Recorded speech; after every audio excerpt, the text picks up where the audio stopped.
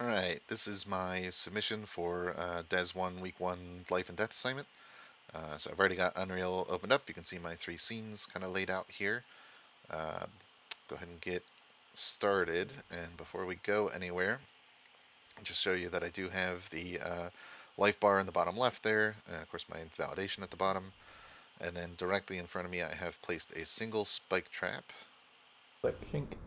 There's the click, delay, shink as the trap comes up. It does deal damage. Ow, ow, ow. And of course we get the owl audio on that.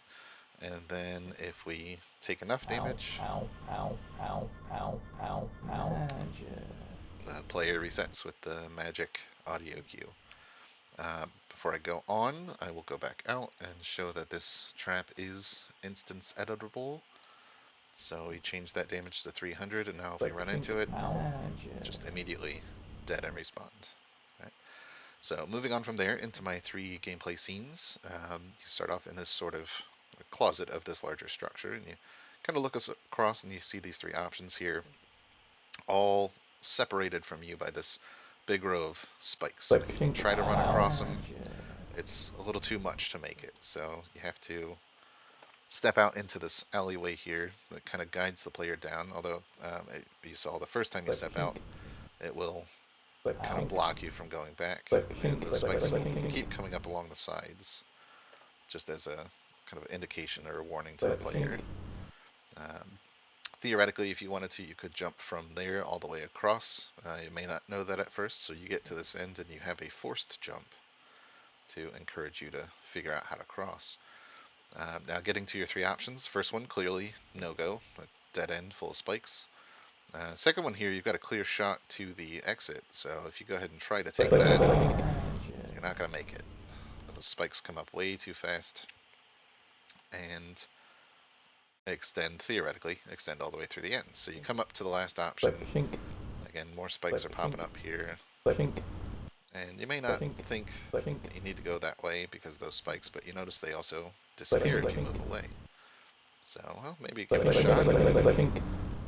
And those spikes are a little slower. They'll chase you, but as long as you don't hesitate, you can make it through and get to the end. So you get to the door, exit scene 1, you get to scene 2, and you see immediately these massive spikes rising up from the ground. We've got several platforms kind of spread throughout, some of them a little higher than others, so these high ones are safe spots. If you're standing on some of those lower ones, you will take damage on those spikes. Ones like this down here. So you have to kind of navigate your way around, figure out where is safe and where is not. This area, there are some easy, safer jumps. There are also some harder jumps that reward risk if you can time them right, like that one there. Either way, you make it across to this final platform, and as soon as you land, it starts moving. Are along for the ride, and you notice you've got these spikes popping out of the walls, so you don't want to be too close to either wall. Here, you can kind of see them as you come up to them. You don't want to be standing here as they come up. If you jump too high, there are some to get you from the top. This third hallway here, we just kind of have some obstacles for platforming. They will block the character if you don't move to try to get around them. Here you think you're safe, there's nothing to see, but then if you're too far to the edge, those large spikes will still get you on this platform.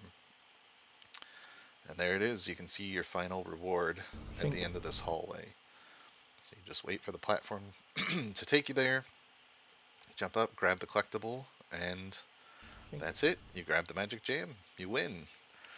Sort of, because then you just start right back where you were. So that's it. Thanks.